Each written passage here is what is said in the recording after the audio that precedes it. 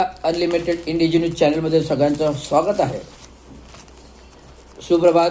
जय हिंद Maharashtra. India news channel, all India news सत्यमेव जयते. आपण या चॅनलद्वारे विविध प्रबोधनाचे कामं, विविध आपल्या महाराष्ट्र म्युनिसिपल कर्मचारी युनियनचं हे प्लॅटफॉर्म आहे. हे चॅनलवर आपल्या प्लॅटफॉर्मवर आपले प्रतिनिधित्व आणि आपले प्रश्न, लोकांच्या तक्रारी हे प्रशासनापर्यंत पोहोचवण्याचं काम करतो. आत्ता महत्त्वाच्या तक्रारी आहेत की आज भरपूर पाऊस आहे आणि तानसा धरण काठोकाठ भरून वाहू लागलेले, त्यामुळे आता पाण्याचं जे काही संकट आहे, दुर्भिक्ष, ते येणार नाही.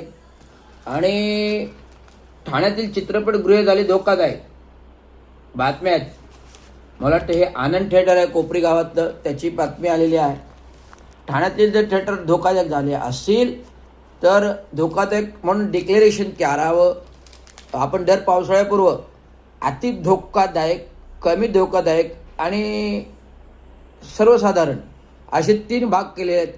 म्हणजे वर्ग 1 मध्ये जे अति धोकादायक इमारती येतात आणि मध्यमवर्गीय म्हणजे दुरुस्ती करता येतात आणि त्याचे सर्वसाधारण म्हणजे किरकोळ दुरुस्ती करता येते, अशा प्रकारे आपण विभाग केलेले आहेत. तर त्याच्या अंतर्गत जी अति धोकादायक बांधकामं आहेत अशी सर्वांची यादी प्रशासनातील त्या प्रभाग समितीने, कार्यकारी अभियंता यांनी तयार करावी आणि ते शहर विकासाने त्याचा सर्वे करावा आणि त्याला डिक्लेरेशन सर्टिफिकेट द्यावं. म्हणजे पावसाळ्यामध्ये दुर्घटना होणार नाहीत इमारती पडण्याच्या. हा आहे.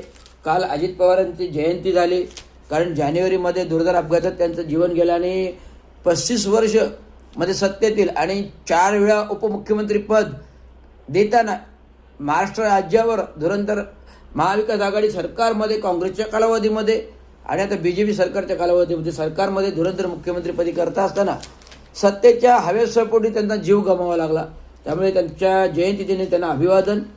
पालघरमधील 13,000 शेतकऱ्यांना 89.91 कोटीची कर्जमाफी.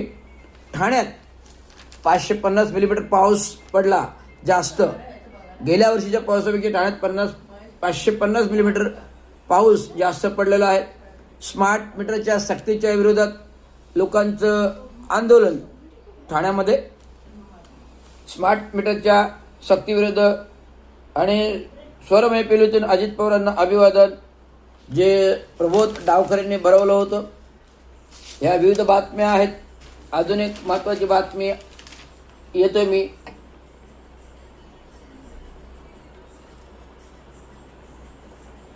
आपला राष्ट्रोदय पुस्तकाचे प्रकाशन, हा ठाणे दैनिक पत्रकार संघ महत्त्वाचा मुद्दा आहे. आता महत्त्वाच्या मुद्द्यावर मी भले पत्रकार जो दुनियाचा अंधार प्रकाशात आणतो, पत्रकार हा समाजातील अंधार प्रकाशात उजेड आणतो, पण पत्रकाराचा अंधार कोण उघड करणार? जो पत्रकार आहे, जो समाजाचा अंधार, न्याय आणि अत्याचार प्रकाशात आणतो, पण पत्रकारांच्या बुडाखाली अंधार आहे, हे कोण काढणार? तर हे रविराज काढतोय की ठाणे महानगरपालिकेने पत्रकार कक्षाला जवळजवळ 20,000 स्क्वेअर फुटाचं दालन दिलेलं आहे. ठाणे महानगरपालिकेमध्ये असे धुरंधर 20,000 स्क्वेअर फुटाची दालनं, महापौरांना तेवढंच दालन आहे, सभागृहांना तेवढंच दालन आहे, गटनेते शिवसेना पवन कदम यांचं पण तेवढंच दालन आहे 20,000 स्क्वेअर फुटाचं. विविध गटनेते पक्षाचे त्यांनाही तेवढीच दालने आहेत.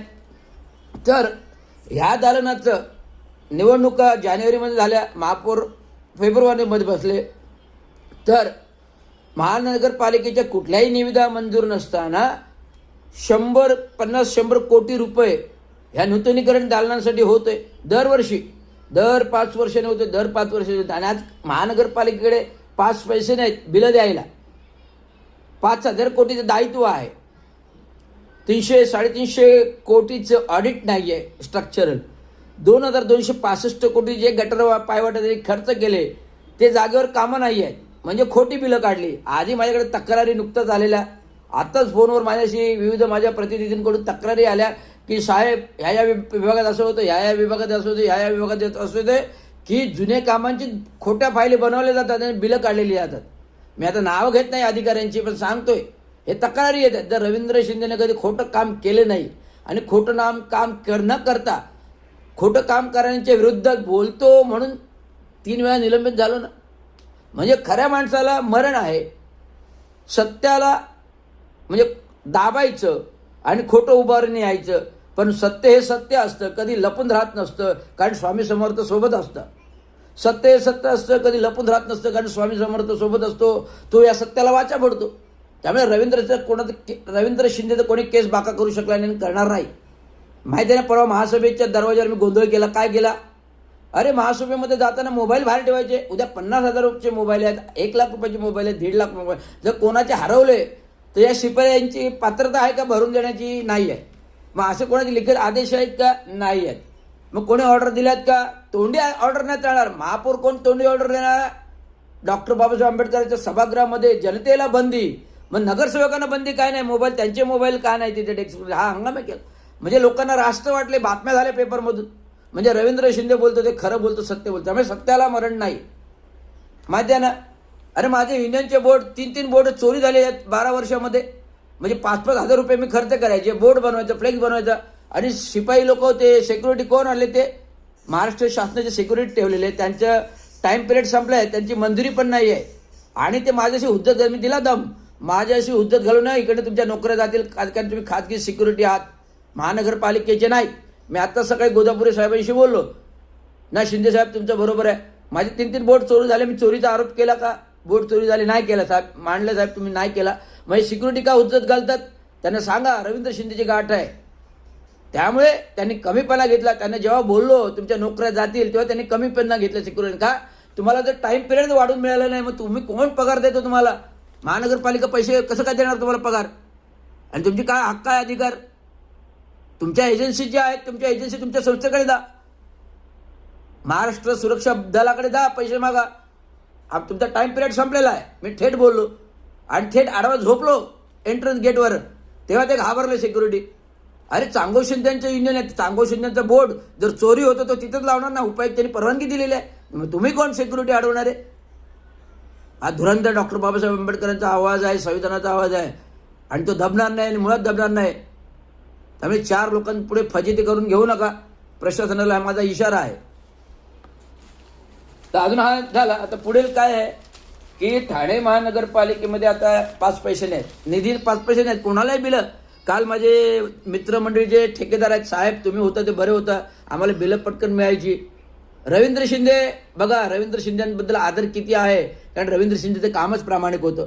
साहेब तुम्ही होते, पुन्हा आमची कधी बिलं अडकली नाहीत, अद्यापर्यंत आले नाही. कोविडमध्ये बिलं होती पण काढून दिली तुम्ही, मंजुरी कशा तरी पैसे आणले तुम्ही. म्हणजे पाठपुरावा तुम्ही करायचे साहेब, आम्हाला चिंता नसायची. पण आज रवींद्र शिंदे सेवानिवृत्त झाल्यामुळे गेले 5-5, 7-7 वर्ष लोकांचं पेमेंट मिळत नाही. आज 2 ठेकेदार हार्ट अटॅकने मेले का? कर्जाच्या बोजामुळे मिळले. तरी मी कमीपणा घेतला, कोणावरही गुन्हा दाखल केला नाही. का नाही केला? जे ठेकेदार मेले ते माझे मागासवर्गीय आहेत, आणि ते आधी मला त्यांचे बायका मुलं भेटतात, पोरं भेटतात. नाही म्हणे साहेब आहे ते चिंता नाही, आम्हाला बिलं मिळतील. मग आज ती बिलं मी मंजूर करून घेतली ना. मग मंजूर केल्यावर रिलीज पेमेंटला 1.5 वर्ष लागतात का? कोण ते ढोले आहेत? कोण तो PP सोनग्रा आहे? आयुक्तांनी निर्देश दिलेत, अतिरिक्त आयुक्तांनी निर्देश दिले, स्वतः माझ्यासमोर फोन करून. मग तुम्हाला काय धाड भरले सही करायला?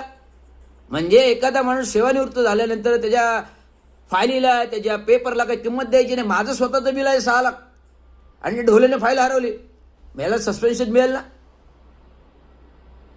तरी माझ्याकडे ठराव आहे म्हणून नशीब आहे, माझं बिल आहे, मी त्याला बिल दिले काढायला. आता नाही बिल काढले तर मी खरं लोक आयुक्तांकडे जाऊन मी नोकरी घालवेल. आजच सांगतोय, मला भडकवू नका, कारण ज्याच्याकडे बुडाखाली जळतं ना त्याला कळतं की चटके काय असतात आणि चटके कसे बसतात. तुमच्या बुडाखाली काय नाही, आहे ती थैली भरते पैशाने, संध्याकाळी थैली भरून घेऊन जाता. मी पकडलं थैली भरताना, अहो शिंदे साहेब जाऊ दे थैली. अरे नाही, अरे काय पैसे घेतात घेता मला ना, खोटं का बोलता? आता मी पण काम करताना म्हणजे लोक मदत देतात, घेतो. नाही कुठं खोटं नाही बोलायचं, घ्यायचं तर खोटं नाही बोलायचं. घेतो, खातो, चोरी करायची, पैसे खायचे आणि नाही म्हणून पडायचं. हे कुठल्या बापाने शिकवलं? माझ्या तर बापाने नाही शिकवलं.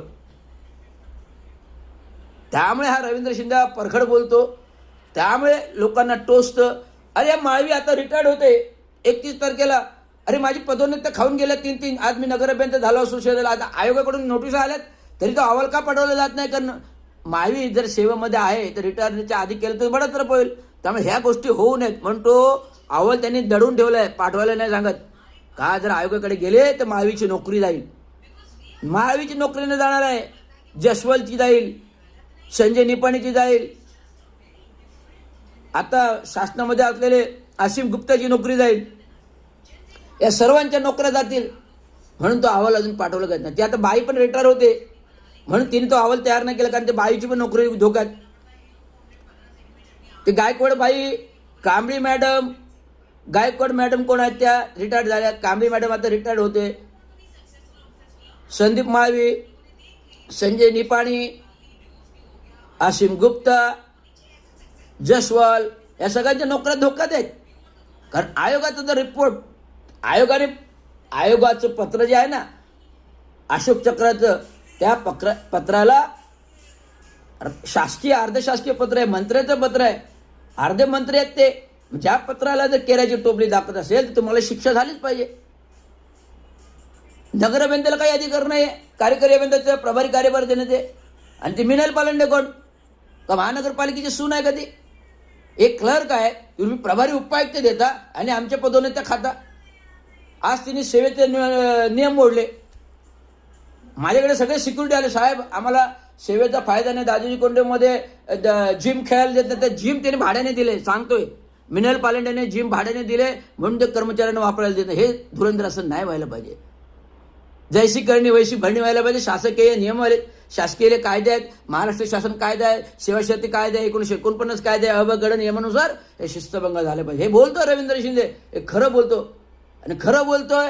त्यामुळे अधिकाऱ्यांना घाम फुटतोय. उपमुख्यमंत्र्यांच्या तोंडावर बोल, हे आयुक्ताला सस्पेंड करा साहेब, हा आयुक्त काम करत नाही म्हणून खालचे सहाय्यक आयुक्त काम करत नाही. एकही अनधिकृत